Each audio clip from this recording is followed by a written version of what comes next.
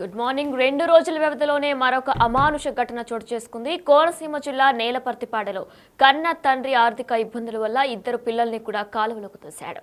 ఇక ఆర్థిక ఇబ్బందుల వల్లనే తన ఇద్దరు పిల్లల్ని కూడా కాలువలోకి తోసినట్లు కూడా స్థానికులు చెబుతున్నారు. దీనికి సంబంధించి అదృష్టవశాత్తు పెద్ద బాబు 10 ఏళ్లున్న బాబు ఈదుకుంటూ బయటకు వచ్చాడు.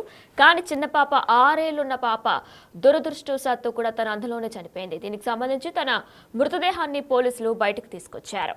అయితే దీనికి సంబంధించి బ్రేకింగ్ న్యూస్ మనం ఇప్పుడు చూస్తున్నాం. కాలువలో 6 ఏళ్ల పాప మృతదేహం లభ్యమైంది. తండ్రి పిల్లిరాజు ఆచూకీ కోసం ప్రస్తుతం పోలీసులు గాలిస్తున్నారు. అయితే ఆర్థిక ఇబ్బందులైనా మరి ఇంకేమైనా కారణాలు ఉన్నాయనే కోణంలో కూడా ప్రస్తుతం పోలీసులు దర్యాప్తు కొనసాగిస్తున్నారు. అయితే ఇప్పటి వరకు కూడా పిల్లిరాజు ఎక్కడా కూడా కనిపించలేదు. తాను కూడా చనిపోయి ఉంటాడా లేదా పరారిలో ఉన్నాడా అనే కోణంలో కూడా పోలీసులు దర్యాప్తు కొనసాగిస్తున్నారు. ప్రస్తుతం మనం ఏ కాలువలో అయితే పిల్లిరాజు తన ఇద్దరు పిల్లల్ని తోసేశాడో ఆ కాలువను కూడా చూస్తున్నాం. అయితే 2 రోజుల వ్యవధిలోనే మరొక అమానుష ఘటన చోటు చేసుకుంది. ఆర్థిక ఇబ్బందుల వల్లనే తన ఇద్దరు పిల్లలను కూడా కాలువలోకి తోసినట్లు కూడా తెలుస్తుంది.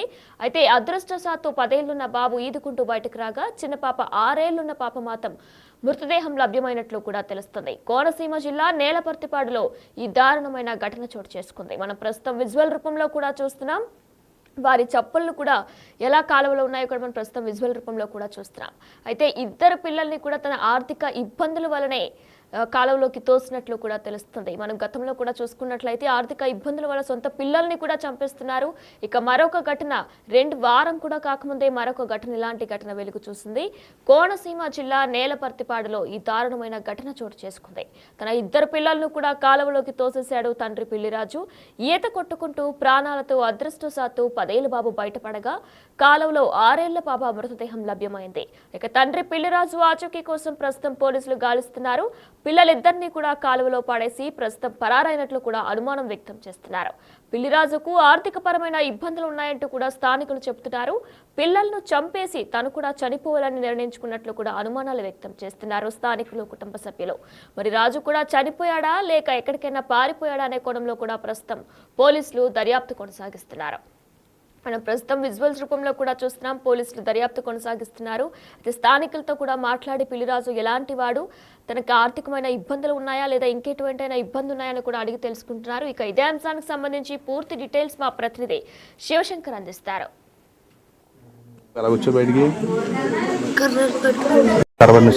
చెల్లో కొట్టుకుందా నేను పాట చేంజ్ చేయడం నాన్న వెళ్ళిపోయా బండేసి వెళ్ళిపోయా. నువ్వు మరి స్టేషన్ దగ్గరికి ఎలా వెళ్ళదు రాష్ట్రమా పైకి వచ్చి వంతుని కడ ఆపి అందరినీ లాగలేదు. ఇద్దరు అంకులు ఆగి పోలీస్ స్టేషన్ దగ్గర తీసుకెళ్ళారు. అప్పుడు పోలీసులు వచ్చారు అక్కడికి. ఏం పేరు నీ పేరు? రామచంద్ర. ఇంటి పేరు పిల్లి రామచంద్ర. ఆ స్టేషన్కి వెళ్తే అప్పుడు ఎస్ఐ గారు వచ్చారు అక్కడికి.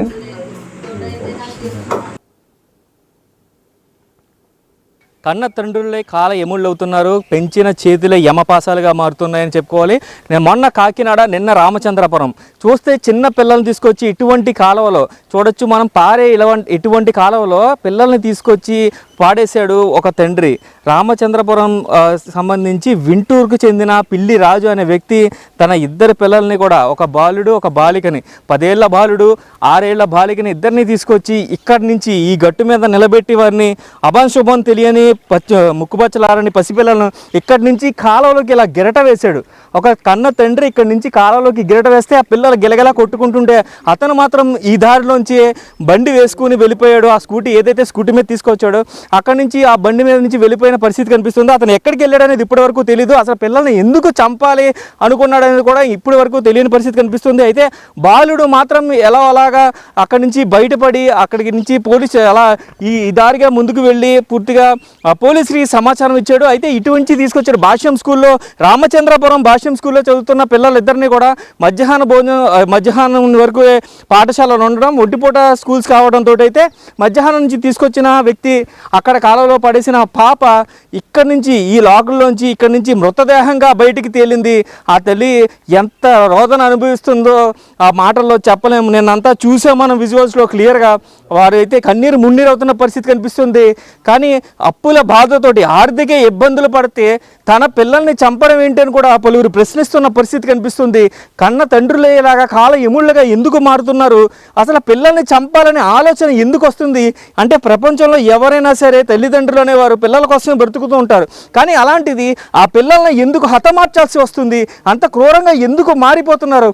కాలంలోకి విసిరేసి తన విచక్షణ రహితంగా విసిరేసిందే కాకుండా అక్కడి నుంచి బండి వేసుకుని దర్జాగా వెళ్ళిపోయాడంటే అలాంటి మూర్ఖుడిని ఏమనాలంటూ కూడా ప్రశ్నిస్తూ ఉన్న పరిస్థితి కనిపిస్తుంది.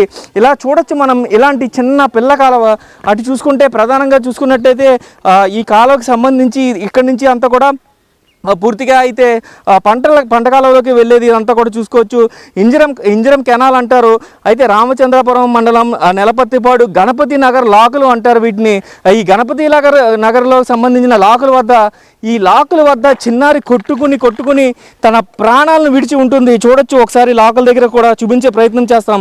ఇటుగా లోపలికి వెళ్తే ఇక్కడ నుంచి కూడా ఈ లాక్ సంబంధించి ఈ గేట్ ఏదైతే ఉందో ఈ గేట్ దగ్గర తన కొట్టుకొని తన ప్రాణాలను విడిచిన చిన్నారి ఎంత శోభను అనుభవించి ఉంటుందో, నాన్న అని ఎంత అరిచి ఉంటుందో మనం అర్థం చేసుకోవచ్చు. అయితే ఈ లాక్ కింద నుంచి ఆమె మృతదేహం అటుపక్కకు వచ్చిందంటే తను ఎంత రోదన అనుభవించి ఉంటుంది. ఈ బాలుడు ఇక్కడి నుంచి అంటే ఇది చాలా చిన్న ప్లేస్. అసలు పిల్లల్ని ఇంత కాలంలోకి ఎలా విసిరడనేది కూడా ఎవరికి అర్థం కాని పరిస్థితి. ఆ రాజు అసలు మనిషేనా అని కూడా ప్రశ్నిస్తున్న పరిస్థితి కనిపిస్తున్నాయి. తనకు ఆర్థికంగా ఇబ్బందులు ఉంటే కుటుంబ సభ్యుల దగ్గరికి వెళ్ళాలి, లేదంటే ఏదైనా లోన్ పెట్టాలి, తనకి పొలం ఉంది, ఆస్తులు ఉన్నాయి, అన్నీ ఉన్నాయి. కానీ ఎందుకు ఇలా చేశాడు? ఇక్కడి నుంచి అలా పిల్లల్ని గిరట వేసేసి వారికి ఎంత లోతు ఉంటుంది అని కూడా ఆలోచించకుండా విసిరేసాడంటే ఎంత మూర్ఖుడు. పిల్లడు అయితే ఆ పక్క నుంచి ఆ 10 ఏళ్ల బాలుడు ఎవరైతే సందీప్ ఉన్నాడో సందీప్ ఇక్కడి నుంచి ఈ గట్టు మీదకి చేరుకుని ఈ గట్టు మీద నుంచి ఇవన్నీ పట్టుకుని పైకి ఎక్కి పాపం ఇక్కడి నుంచి పరుగులు తీసుకుంటూ ఆ రోడ్డు మీదకి వెళ్ళి ఆ రోడ్డు మీద వారిని లిఫ్ట్ ఇవ్వండి అంకుల్ అని చెప్పి ఏడుస్తూ అడిగి తానే డైరెక్ట్గా పోలీస్ స్టేషన్కి వెళ్ళి మా చెల్లిని ఇలా మా నాన్న కాలువలో విసిరేసాడు, 2 అంకుల్ అని చెప్పి పోలీసుల్ని బ్రతిమాలి అక్కడి నుంచి తీసుకొచ్చిన పరిస్థితి కనిపిస్తుంది. అసలు ఎంత హృదయ వికార గాథ ఇది. కన్న తండ్రి ఇలాగ 2 పిల్లల్ని కలిపి దాంట్లో పడేయడం ఏంటి? అసలు పూర్తిగా చూసుకున్నట్లయితే అసలు ఎందుకోసం ఇది చేశాడు, అసలు ఇలా చేయాలని ఎలా అనిపిస్తుంది? అసలు ఈ పంట కాలంకు సంబంధించి ఈ లోతు ఎంత ఏంటి అసలు ఏమీ తెలియకుండానే అసలు చంపేయాలని ఎందుకు నిర్ణయించుకుంటున్నారో తల్లిదండ్రులు అందరూ కూడా. చూసుకున్నట్టయితే తల్లి ఎంత క్షోభ అనిపిస్తుందో నిన్నటి నుంచి మనం చూస్తున్నాం. అయితే దీనికి సంబంధించి ఎక్కడున్నాడు ఈ పిల్లి రాజు అనేవాడు, ఎక్కడున్నాడు ఏంటి అనేది అయితే పోలీసులు పూర్తి స్థాయి దర్యాప్తు చేస్తున్నారు. నేను మధ్యాహ్నం నుంచే ఫోన్ స్విచ్ ఆఫ్ చేసినట్టుగా కూడా తెలుస్తుంది. అతని కోసం పోలీసులు ముమ్మడి గాలింపులు చేస్తున్నారు. రామచంద్రపురం నియోజకవర్గంలో అయితే మొత్తం ఛాయలే అనుకున్నాయి. 6 ఏళ్ల పసిబిడ్డ పాపం అసురు బాసింది అని చెప్పుకోవాలి. ఎందుకంటే తన ప్రాణాలు విడిచిన తర్వాత కుటుంబ సభ్యులందరూ కూడా కన్నీరు మున్నీరవుతున్న పరిస్థితి ఇక్కడ కనిపిస్తుంది. కానీ ఇది మాత్రం హృదయ వికార గాథ. ఇటు పక్కన కాకినాడలో 2 పిల్లల్ని చేతులు కట్టేసి చంపిన తండ్రి తాను కూడా ఉరివేసుకున్నాడు. అయితే ఇక్కడ చూసుకున్నట్లయితే పిల్లలిద్దరిని అత్యంత పాశవికంగా కాలంలోకి విసిరేసి తాను పరారైన పరిస్థితి కనిపిస్తుంది. అసలు ఏం జరుగుతుంది ఏంటి, ఈ సమాజం ఎక్కడికి వెళ్తుందని కూడా అందరూ ప్రశ్నిస్తున్న పరిస్థితి కనిపిస్తుంది. ఎవరైనా పిల్లలు ఉన్న ప్రతి ఒక్కరు కూడా కన్నీరు పెట్టుకునే పరిస్థితి కనిపిస్తూ ఉంది. మొత్తం చూసుకున్నట్లయితే రామచంద్రపురం అంబేద్కర్ కోనసీమ జిల్లాలో అయితే విషయాలే అనుకున్నాయని చెప్పుకోవాలి. కెమెరామెన్ రవితో శంకర్, బిగ్ టీవీ. రామచంద్రపురం నియోజకవర్గంలో పిల్లలిద్దరిని కడతెచ్చాలని ప్లాన్ చేసిన రాజు చూసుకోవచ్చు. ప్రస్తుతం అయితే ఆ బాలిక మృతదేహం అయితే ఇంటి వద్దకు వచ్చింది. తల్లిదండ్రులతో పాటు చుట్టుపక్కల వారు కూడా కన్నీరు మున్నీరవుతున్న పరిస్థితి కనిపిస్తుంది. పూర్తిగా చూడొచ్చు, అంబులెన్స్ నుంచి బయటికి దింపే పరిస్థితి కూడా లేదు. అయితే తల్లి, తండ్రి అలాగే పిల్లలు తట్టుకోలేనంత బాధని అనుభవిస్తున్నారు. ఒక్కొక్కరిగా వెళ్ళి చూడాలంటూ కూడా వారు చెప్తున్న పరిస్థితి కనిపిస్తుంది. అని చూడొచ్చు బాబు ఎంత కన్నీటి పర్యంతం అవుతున్నాడు. చెల్లి శవాన్ని చూడలేక, మృతదేహాన్ని చూడలేక ఇక్కడికి వచ్చేసిన పరిస్థితి చూసి భయపడిపోతున్న పరిస్థితి ఇక్కడ కనిపిస్తుంది. చూడొచ్చు మనం క్లియర్గా ఆ బాడీని బయటికి దింపేంత వీలు కూడా లేదు అంటూ కూడా వారు చెప్తున్న పరిస్థితి కనిపిస్తుంది. పోస్ట్ మార్టం పూర్తి చేసుకున్న బాలిక కారుణ్య ఇదే వీధిలో చిన్నప్పటి నుంచి ఆడుకుంది, ఇక్కడే అల్లారం ముద్దుగా పెరిగింది. అలాంటిది తండ్రి చేతిలో బలవుతుందని ఎప్పుడు ఊహించి ఉండదు. అక్కడి స్కూల్ నుంచి తీసుకొచ్చిన తండ్రి ఇంటికి తీసుకొస్తాడు అనుకున్నారు, కానీ ఇలాగ మధ్యలో కాలంలో వదిలేస్తాడని, ఇలాగ మృతి చెందుతుందని ఎవరు అనుకోలేని పరిస్థితులే కనిపిస్తున్నాయి. అయితే వీధి అంతా కూడా కన్నీటి పర్యంతం అవుతున్న విజువల్స్ మనం చూస్తున్నాం. క్లియర్గా చూసుకున్నట్లయితే అసలు ఎవరు కూడా తట్టుకోలేని పరిస్థితి. అంత ముద్దుగా ఉండే 6 ఏళ్ల బాలిక ముక్కుపచ్చలా అరకుండానే అసూలు బాసింది. అయితే ఈ ఘటనతో అయితే ఈ ప్రాంతం అంతా కూడా మోగబోయిందని చెప్పుకోవాలి. చూడొచ్చు మనం క్లియర్గా విజువల్స్లో. అసలు ఎవరు కూడా తట్టుకోలేని పరిస్థితి కనిపిస్తుంది. అసలు ఎందుకు ఇలా చేశాడు రాజు అనేది మాత్రం ఎవరికీ తెలియట్లేదు. ప్రస్తుతం అతను పరారీలో ఉన్నప్పటికీ కూడా చంటి పిల్లని ముక్కుపచ్చలారని తన కూతుర్ని తన చేతులతో ఎత్తుకుని పెంచిన కూతుర్నే కూడా తానే ఎలా హతమార్చగలిగాడు అసలు ఏంటి అనేది మాత్రం ఎవరికి అర్థం కాని పరిస్థితి కనిపిస్తుంది. అయితే తల్లి, తండ్రి, అలాగే అత్త, మామ, అమ్మమ్మ, నాన్నమ్మ అందరూ కూడా కన్నీటి పర్యంతం అవుతున్నారు. అసలు వారి తట్టుకోలేకపోతున్నారు. ఆ చిన్ని తల్లిని చూసి, ఆ చిన్ని తల్లి మృతదేహాన్ని చూసి తట్టుకోలేని పరిస్థితి కనిపిస్తుంది. ఎంత కన్నీటి పర్యాంతం అవుతున్నారంటే అసలు ఎట్టి పరిస్థితుల్లో కూడా వాళ్ళు ఎవరు కూడా ఆపలేని పరిస్థితి కనిపిస్తుంది. అసలు ఇలాంటి హృదయ విహారక గాథ ఎందుకు చోటు చేసుకుంటుంది? మొన్న చూస్తే కాకినాడలో అదే జరిగింది. ఇద్దరు పిల్లల్ని అత్యంత పాశవికంగా తండ్రే హతమార్చాడు. ఇక్కడ చూసుకున్నట్లయితే రామచంద్రపురం నియోజకవర్గంలో ఇక్కడ కూడా ఇదే జరిగింది. ఇద్దరు పిల్లల్ని తండ్రే కాలువలో విసిరేశాడు. చిన్ని తల్లి చనిపోయింది. 6 ఏళ్ళు కారుణ్య అయితే అశూల బాసింది. మొత్తం ఆమె మృతదేహంగానే మిగిలింది. ఆ కాలువలో పడి కిలకిలా కొట్టుకుంటూ ఆమె ఎంత బాధను అనుభవించి ప్రాణాలు విడిచిందో చూసుకోవచ్చు. కుటుంబ సభ్యులందరూ కూడా కన్నీరు అవుతున్న పరిస్థితి కనిపిస్తుంది. అసలు వారు తట్టుకోలేకపోతున్నారు చిన్న తల్లి మృతదేహాన్ని చూసి. అసలు వారు ఏం చేయాలో కూడా దిక్కుతోచిన పరిస్థితిలో అనిపిస్తుంది. అయితే రాజు ఎక్కడికి వెళ్ళాడని మాత్రం ఇప్పటివరకు తెలియదు. పూర్తిగా చూసుకోవచ్చు క్లియర్గా ఈ మృతదేహాన్ని ఎక్కడి నుంచి దింపకుండానే ఇక్కడి నుంచే క్రిమేషన్కి తీసుకెళ్ళడం అయితే జరుగుతుంది. అయితే అసలు ఎందుకు ఇలా చేశారనే కోణంలో పోలీసులు పూరిస్తే ఎంక్వైరీ చేస్తున్నారు. ఇప్పటికే పోలీసులు ఒక ప్రెస్ నోట్ని కూడా రిలీజ్ చేశారు.